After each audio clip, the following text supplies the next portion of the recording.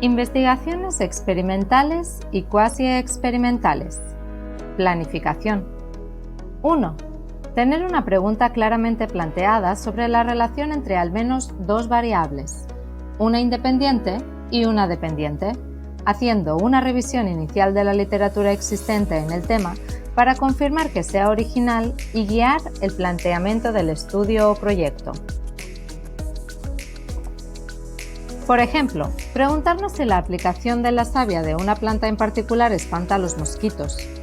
Esta pregunta plantea la relación entre la aplicación de la savia de una planta y las picaduras de mosquitos, en la que queremos saber el efecto de la aplicación de la savia en la incidencia de las picaduras de mosquitos. En este caso, la aplicación de la savia es la variable independiente y las picaduras de los mosquitos la variable dependiente, ya que evitar las picaduras de los mosquitos depende de si se aplica o no la savia. 2. Definición operacional de las variables y cómo se medirán. En nuestro ejemplo, podríamos definir la aplicación de la savia detallando la especie a cuya savia nos referimos y cómo debe aplicarse. ¿En todo el cuerpo o solo unas ciertas áreas? ¿Mucha savia o poca savia? Es decir, ¿qué consideramos como savia aplicada? Podríamos decidir que consideraremos que se aplicó savia cuando se esparcen 2 onzas de savia en los brazos y piernas de una persona. Lo mismo aplicaría para las picaduras de mosquito, que podrían medirse como la cantidad de marcas de picadura de mosquito que aparecen en los brazos y piernas de una persona en un periodo de 24 horas. 3. Plantear hipótesis. Relación esperada entre las variables. En nuestro ejemplo, la hipótesis probablemente sería que el uso de la savia disminuye las picaduras de los mosquitos. 4. Definir el diseño experimental, es decir, la intervención que manipula la o las variables independientes, cómo y cuándo se medirán las variables y cómo se van a registrar los datos. Para nuestro ejemplo, podríamos plantear poner a un grupo de 100 personas en un área con mosquitos por 1 hora, habiendo previamente aplicado la savia a la mitad de las personas. Intervenimos manipulando la variable independiente al ponerle savia a unas personas y a otras no, y creamos una situación que nos permite medir la variable dependiente exponiendo a todos a los mosquitos. Contaríamos cuántas marcas de picadura de mosquito tienen todas las personas antes y después de la hora de exposición. 5. Definir la predicción. ¿Qué esperamos medir en la variable dependiente debido al efecto de la variable independiente? En nuestro ejemplo, esperaríamos que las personas con aplicación de savia tengan menos picaduras producidas durante esa hora de exposición que las personas a las que no se les aplicó la savia. 6. Definir cómo analizar los datos para confirmar si se cumplió o no la predicción. Habría varias maneras posibles de analizar los datos.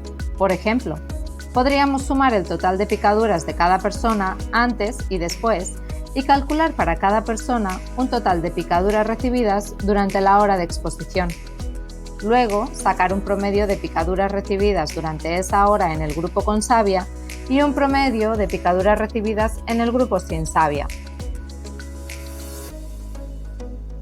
7. Definir cronograma y resolver otros requerimientos, como logística, permisos, presupuesto, etc. Para este experimento ejemplo, tendríamos que tener claridad sobre cómo reclutaríamos a los participantes, dónde vamos a hacer el experimento, cómo nos aseguraríamos de que hubiese mosquitos en el espacio y si habría costos de transporte, cómo se conseguiría suficiente savia y cuánto costaría, consideraciones de bioética, cuánto tiempo necesitamos para cada paso, etc. Tip: hay que prestar mucha atención a la coherencia entre la pregunta y la hipótesis, las definiciones y la medición de las variables, el diseño del experimento y la predicción, el análisis de los resultados y la pregunta, entre los resultados y las conclusiones, etc.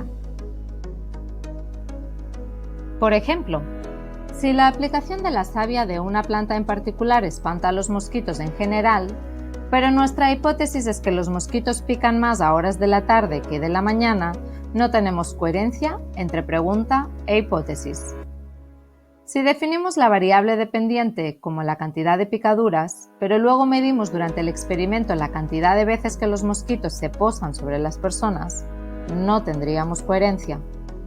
Si nuestra predicción para el experimento planteado fuese que a ninguna persona con savia aplicada le picará un mosquito, en vez de que a las personas con savia los picarán menos, podríamos terminar llegando a conclusiones muy diferentes. De la misma manera, si nuestra pregunta es que la savia de esta planta espanta a los mosquitos, pero luego separamos hombres y mujeres durante el análisis de los datos y sacamos la conclusión de que a las mujeres les pican más los mosquitos que a los hombres, habremos hecho un experimento y llegado a una conclusión que no es coherente con la pregunta planteada. Finalmente, si llevamos a cabo el experimento y encontramos que la savia parece repeler a los mosquitos, no sería prudente concluir que espanta insectos en general sin haberlo probado con hormigas, moscas, etc. Ejecución. 1. Realizar una revisión profunda de la literatura existente en el tema para escribir antecedentes teóricos y contextuales históricos que justifiquen el estudio y sustenten la hipótesis. 2. Llevar a cabo el experimento, recolectar datos y llevar registro. 3. Analizar los datos. 4. Interpretar los resultados para sacar conclusiones. 5. Escribir informe final. Tip: tener el mayor control posible sobre las variables. Finalmente, es importante diseñar el experimento para poder controlar la mayor cantidad posible de variables.